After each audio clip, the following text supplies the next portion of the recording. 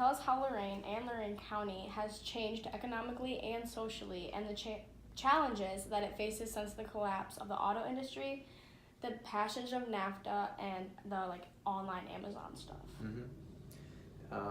Lorain, I think, more so than any city in the county, has suffered the most. Back in the 50s and 60s, you had Ford making cars out on the west side of the city. There was a shipyard place where I live now that actually the former owner of the New York Yankees built ships in Lorain and employed thousands of people. The steel mills on the city's south side combined, there were between 12 and 14,000 people working in those steel mills. Now today it might be a few hundred. So when you look at the auto industry and then NAFTA, which really made it easier for jobs to leave the United States, to leave cities like Lorain, Youngstown, Toledo, the Rust Belt as it's called, coming back and shedding that label, but nonetheless you saw a lot of decline as a result of that. So economically what that meant is a lot less money coming to the city, which means the city can't employ enough police officers, can't fix enough roads, can't take care of its neighborhoods. It meant people losing jobs. They lost their houses, unfortunately. They moved out of the city. They went to try to find jobs in other areas. So what that does is when one thing happens in economics, as I'm sure you all know, it affects so many other things. Yeah. So with fewer people, it means fewer purchases at businesses, which means fewer local merchants, which means fewer choices for people, which makes Lorain a less desirable place to want to come. So, and if you go down Broadway, you'll see a bunch of orange barrels. There's work being done on the hotel. We've got a couple new coffee shops and restaurants moving into town. That's all great. I mean, the downtown is really going to be buzzing once the streetscape is done. We're bringing people back to the city.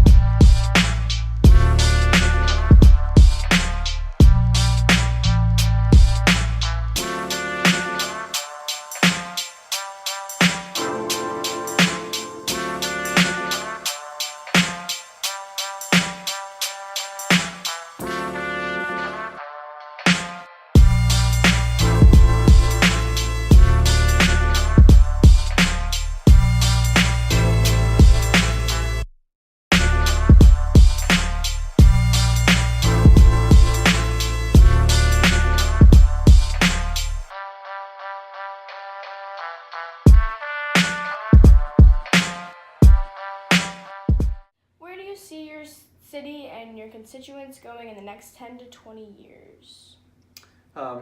10 to 20 years, I would say, again, it's going to be, rebuilding the downtown and watching it hopefully spread. I don't know if in your class you've discussed the buzzword gentrification and what it means to gentrify an area. For example, like in New York City, Harlem is being gentrified. I have a cousin who lives in Harlem. He has for the last 15 years.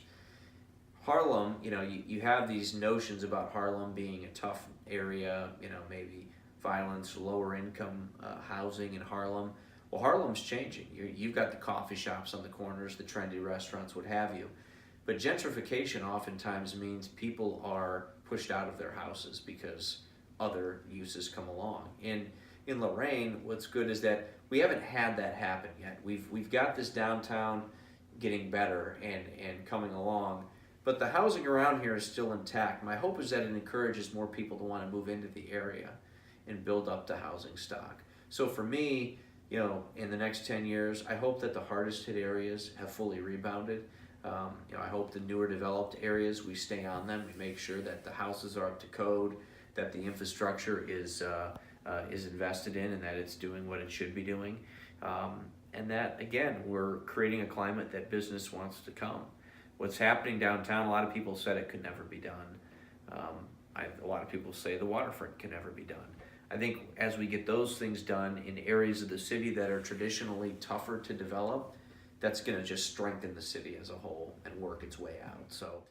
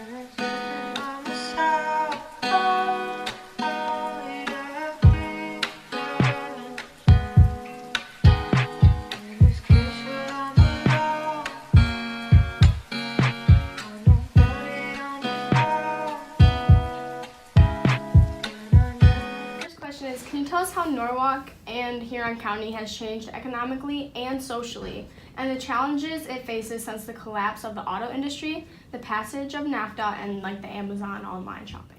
Right. I think all of those things have affected us. Here in Norwalk, we lost over 1,000 manufacturing jobs around 2007, so that was pretty huge.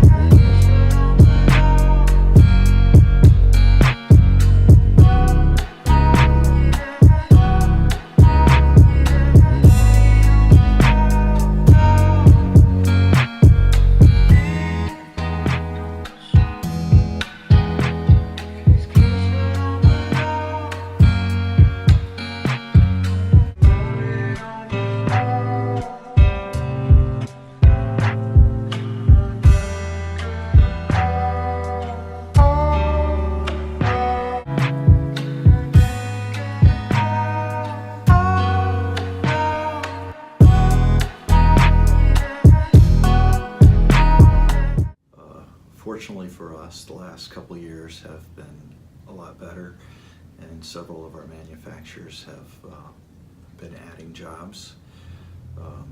For example, Norwalk Furniture, when they went out of business, 12 local families bought that company, and now there's over 200 employees back there. We lost Janesville, which was huge for us. We'd already lost IPC, and now we've added Borgers, though. And Borgers, when they came here, a German manufacturing company, they were going to add, by the end of 5 years, 230 jobs. At the end of 3 years, a little over 3 years, they're now above 350 jobs. So we are seeing a little bit of that come back slowly. However, you know, I think we've been trying to diversify some in that SC Strategic Solutions, which is a lot into software development and such. They brought 55 jobs here and have purchased 2 buildings in our industrial park. We have Armaton, who is Armatron, which is, they help develop pieces for overseas washing machines and those type of things. And they have about 30 jobs here now. So just a little bit of diversity in what we had before. New Horizons Baking Company is a real stable here in Norwalk, and they have added a new line here last year as well. So added another 20 jobs or so. So we've seen more of a slow growth. So that's been good for us. Also, Back Office Associates, who wasn't even here in 2007, have added some more high-tech jobs for us. So that's been good. But I think we always have to look at diversity going forth. We look at everything from, you know, the ordinances we have. How does that affect businesses doing business within the community, and how can we make doing business in Norwalk easier? Because obviously we can't change the laws that are made at a federal or sometimes even at a state level.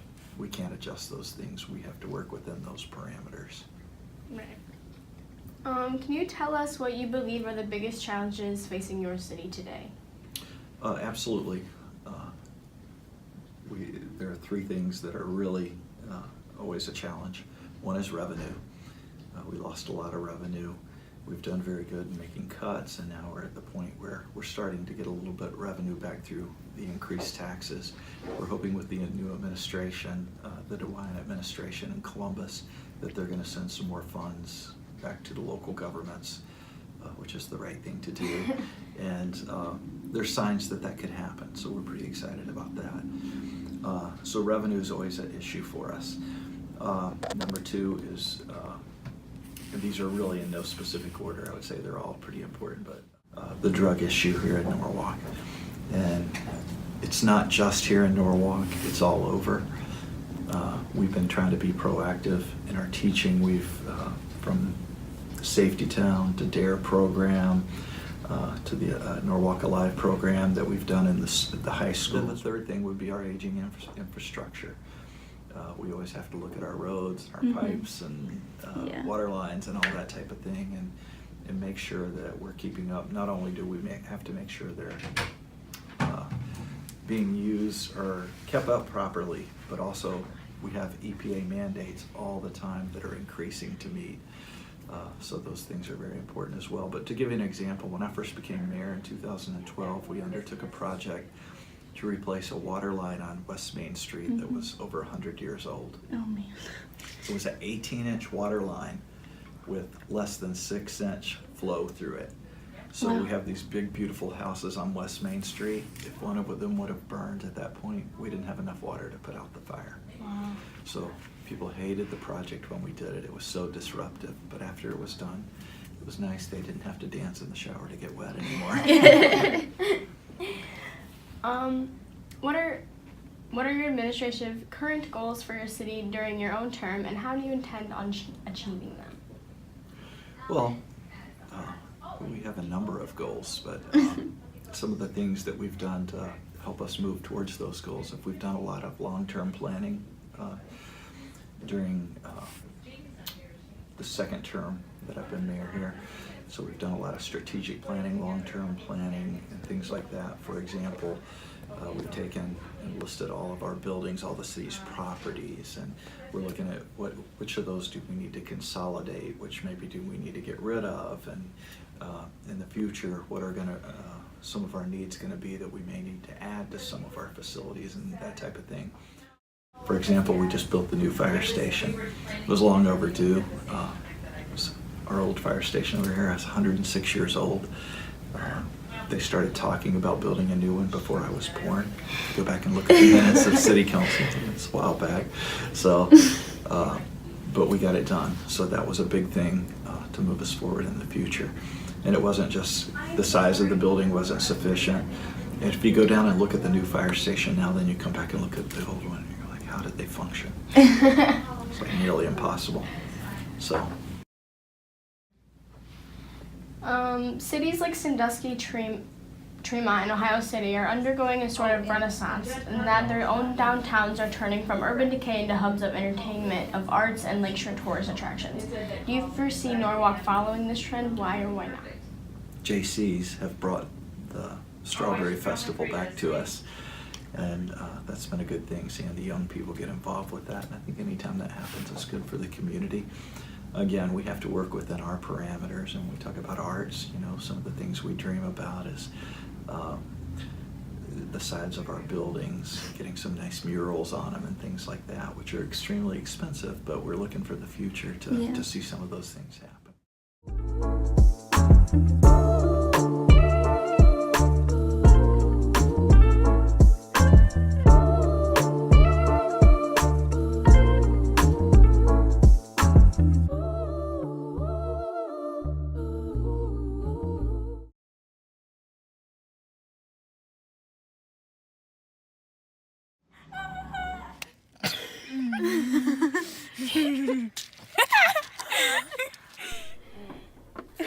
It makes my heart happy. Hello?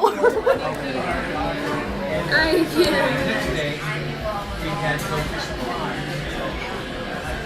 I can't even imagine when y'all are my age where life is going to be and what the economy is going to be like, and you just have to acknowledge and admit that it doesn't stay the same, and this yearning for nostalgia to go back, it's nice, but that's not reality.